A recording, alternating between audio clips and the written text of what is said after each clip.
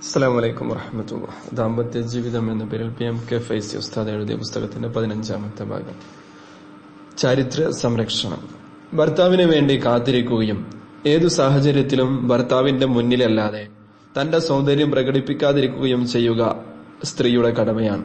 ഭാര്യയുടെ ശരീരവും സൗന്ദര്യവും ചന്തവും ചമയങ്ങളുമെല്ലാം ഭർത്താവിന് മാത്രം ആസ്വദിക്കുവാനുള്ളതാണ്. പരപുരുഷന്മാർക്ക് മുമ്പിൽ സൗന്ദര്യം പ്രദർശിപ്പിക്കുന്നവരും ഭർത്താവല്ലാത്ത പുരുഷന്മാരുമായി ഇടപഴകി അവരുടെ വികാര നിർവൃതിക്ക് പാത്രമായി തീരുന്നവരും ഭർത്താവിനെ വഞ്ചിക്കുകയാണ്. ലൈംഗിക ബന്ധത്തിൽ ഏർപ്പെടുന്നില്ല എന്ന ന്യായം ഇവിടെ സ്വീകാര്യമല്ല. ലൈംഗിക ബന്ധം ഭർത്താവിന് മാത്രമാണ് അവകാശപ്പെട്ടത് എന്ന് അംഗീകരിക്കുന്നവർ തന്റെ സൗന്ദര്യവും ശരീരവും ആഭരണങ്ങളുമെല്ലാം ഭർത്താവിന് മാത്രം ആസ്വദിക്കുവാനുള്ളതാണെന്നതുകൂടി അംഗീകരിച്ചേ പറ്റൂ. പുഞ്ചിരിയും കുശലം പറച്ചിലും അംഗചലനങ്ങളും വാൽ കണ്ണുകൊണ്ടുള്ള നോട്ടവും തൊട്ടുരിമയുള്ള കഥ പറഞ്ഞുമുള്ള പരപുരുഷ സമ്പർക്കവുമെല്ലാം ലൈംഗിക ബന്ധത്തിന്റെ മുഖവുരകളാണ്.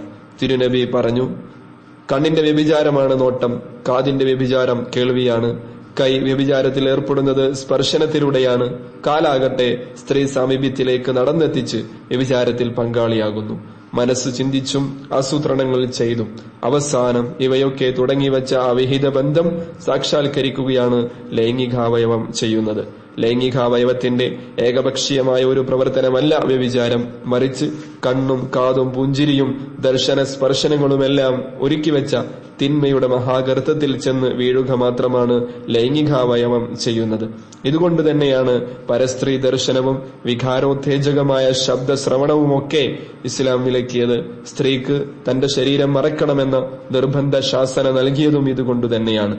അന്യപുരുഷന്മാരെ കാണുകയോ അവർക്ക് മുമ്പിൽ തന്റെ സൗന്ദര്യം പ്രകടിപ്പിച്ച് അവരെ ആകർഷിക്കുകയോ ചെയ്യാത്ത സാഹചര്യത്തിൽ വ്യഭിചാരവും ബലാത്സംഗവും നടക്കില്ല എന്ന് വ്യക്തമാണ്. സിനിമ, നാടകം തുടങ്ങിയ കലകളോട് ഇസ്ലാം നിഷേധാത്മക നിലപാട് സ്വീകരിച്ചതിനും പ്രധാനമായും ഇതുതന്നെയാണ് കാരണം. ഭർതൃമതിയായ സ്ത്രീ ഈ നിയമങ്ങളും നിർദ്ദേശങ്ങളും ലംഘിക്കുമ്പോൾ അല്ലാഹുവിന്റെ നിയമം ലംഘിക്കുന്നതിനു പുറമെ ഭർത്താവിനെ വഞ്ചിക്കുക കൂടി ചെയ്യുകയാണ്. ഭർതൃമതിയായ സ്ത്രീ അന്യപുരുഷന്മാരെ തന്നിലേക്ക് ആകർഷിക്കുകയും അവരുടെ വികാരത്തെ ഉത്തേജിപ്പിക്കുകയും ചെയ്യുന്ന സാഹചര്യങ്ങൾ സ്ത്രീത്വത്തിന് നേരെയും ഭീഷണി ഉയർത്തുന്നുണ്ട്. സ്ത്രീ എന്ന നിലക്കും പത്നി എന്ന നിലക്കുമുള്ള വ്യക്തിത്വത്തിന് അത് കളങ്കവും സുരക്ഷിതത്വത്തിന് ഭീഷണിയും ക്ഷണിച്ചു വരുത്തുന്നു. ഭർത്താവിന്റെ രഹസ്യ സൂക്ഷിപ്പുകാരിയാണ് ഭാര്യ. തന്നെ വിശ്വസിച്ച് ഏൽപ്പിച്ച രഹസ്യങ്ങളും സമ്പത്തുമെല്ലാം സംരക്ഷിക്കാൻ അവൾ ബാധ്യസ്ഥയാണ്. ഭർത്താവിന്റെ സ്വഭാവ ദൂഷ്യങ്ങളും മറ്റും അന്യരോട് പറയരുത്. ഭർത്താവിന്റെ നന്മകളെക്കുറിച്ച് തന്നെയും അമിതമായി തന്റെ കൂട്ടുകാരികളോടും അന്യ സ്ത്രീകളോടും പറയരുത് എന്നാണ് നിർദ്ദേശം.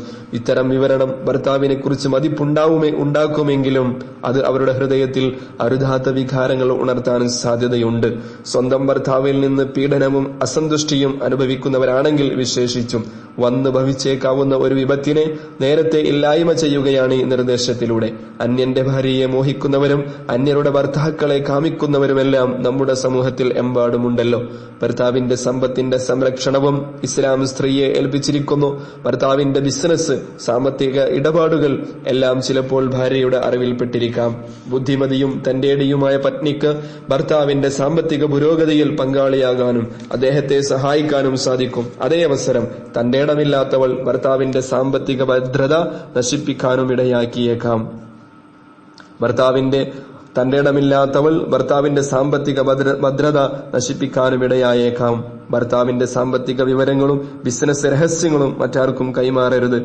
ആസ്തിയും വിവരങ്ങളും അന്വേഷിച്ചു വരുന്നവർക്ക് അത് വിവരിച്ചു കൊടുക്കരുത്. അദ്ദേഹത്തിന് സാമ്പത്തിക നഷ്ടം സംഭവിക്കുന്ന യാതൊരു നീക്കവും ഭാര്യയിൽ നിന്നും ഉണ്ടാകരുത്. ഈ കാര്യത്തിൽ പല ഭാര്യമാർക്കും അബദ്ധം പിണയാറുണ്ട്. വിശിഷ്യ ഗൾഫ് കുടുംബങ്ങളിൽ ഭർത്താവിന്റെ അഭാവത്തിൽ സൂക്ഷിക്കേണ്ട തന്റെ ചാരിത്ര ശുദ്ധി പോലും പലരും കളങ്കപ്പെടുത്തുന്നു. തനിക്ക് വേണ്ടി കടലും കാടും താണ്ടി മരുഭൂമിയിൽ ചെന്ന് കഠിനാധ്വാനം ചെയ്യുന്ന ഭർത്താവിന്റെ സമ്പത്തും സൗകര്യങ്ങളും കാറും വീടും ഉപയോഗിച്ച് അന്യപുരുഷന്മാരുടെ കൂടെ വിലസാനും പുരോഗമനം ചമയാനും കിടപ്പറ പങ്കിടാനും നഗരങ്ങളിൽ അലയാനും മുതിരുന്നവർ എമ്പാടുമുണ്ട്. ലക്ഷ്യം തെറ്റി ഒഴുകുന്ന ഒരു നദി പോലെയാണ് സ്ത്രീ എന്ന് ആരോ പറഞ്ഞതോർക്കുന്നു. ലക്ഷ്യവും ഉത്തരവാദിത്തങ്ങളും മറന്ന് ഭർത്താവിന് മാത്രം അനുവദിക്കപ്പെട്ട തന്റെ ശരീരം മറ്റുള്ളവർക്ക് സമർപ്പിക്കുന്നതിലാണ് പലരും പുരോഗമനം കാണുന്നത്.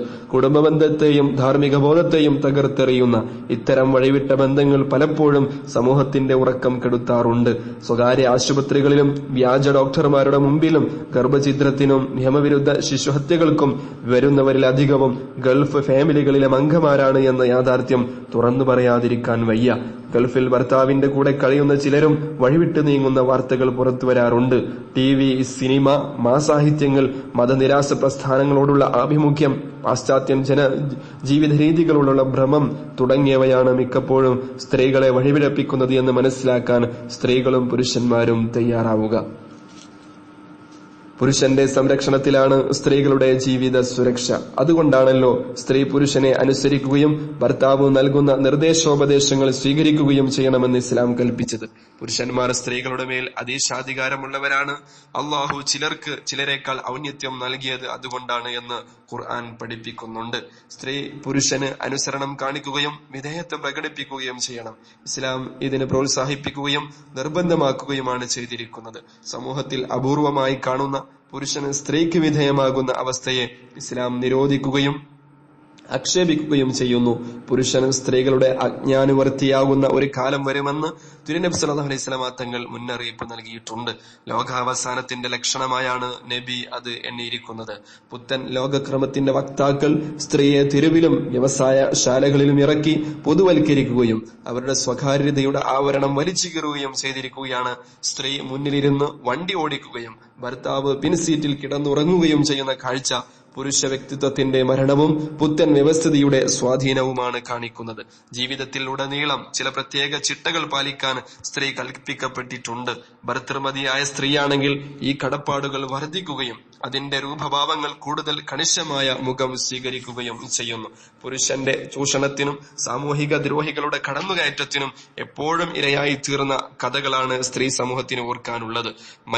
മനുഷ്യനാണെന്ന് പോലും അംഗീകരിക്കാൻ തയ്യാറില്ലാത്ത പുരുഷാധിപത്യത്തിന്റെ ചങ്ങലകളിൽ ബന്ധിതയായിരുന്ന സ്ത്രീയെ തിരിച്ചറിഞ്ഞത് ഇസ്ലാമാണ്. സ്ത്രീയുടെ ദൗർബല്യങ്ങളും വേദനകളും കണ്ടറിഞ്ഞ ഇസ്ലാം അവളുടെ പൂർണ്ണ സംരക്ഷണത്തിനുള്ള സാഹചര്യങ്ങളും നിയമങ്ങളും ഒരുക്കുകയായിരുന്നു. സ്ത്രീക്കു നേരെയുള്ള വികലവീക്ഷണവും നിലപാടും ഇസ്ലാം മാറ്റിയെടുത്തു. പുരുഷനെ സുഖിക്കാൻ വേണ്ടി ദൈവം സൃഷ്ടിച്ചുവിട്ട ഉപകരണം എന്നതിൽ കവിഞ്ഞ് യാതൊരു പരിഗണനയും ലഭിക്കാത്ത സ്ത്രീക്ക് ഇസ്ലാം മാതാവ്, പുത്രി, സഹോദരി, ഭാര്യ എന്നീ പദവികൾ വളരെ മാന്യമായി നേടിക്കൊടുക്കുകയും സർവോപരി പുരുഷനെ പോലെ വികാരങ്ങളും ബുദ്ധിയും ചിന്തയും തീരുമാനമെടുക്കുവാനുള്ള ശേഷിയും വ്യക്തിത്വവുമുള്ള അസ്തിത്വം വകവെച്ചു കൊടുക്കുകയും ചെയ്തു.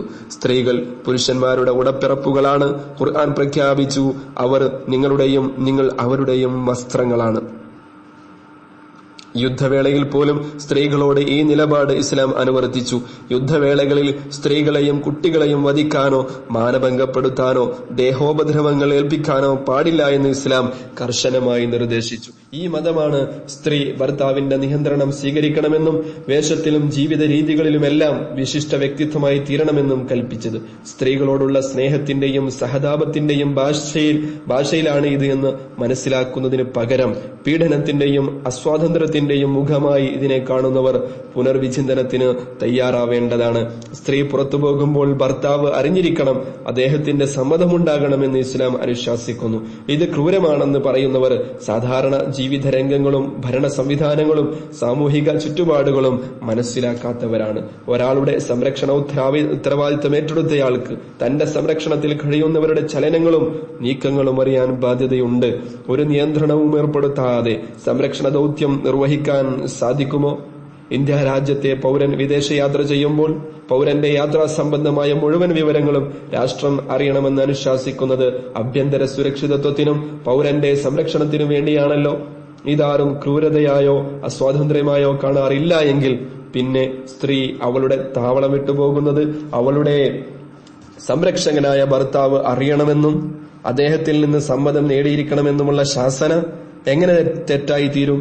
ഭർത്താവില്ലാത്ത സ്ത്രീയാണെങ്കിൽ പിതാവ്, സഹോദരൻ, മക്കൾ തുടങ്ങിയവർക്കും തങ്ങളുടെ ആശ്രിതയായ സ്ത്രീയുടെ ചലനങ്ങൾ നിരീക്ഷിക്കാനും മനസ്സിലാക്കാനും കടമയുണ്ട്.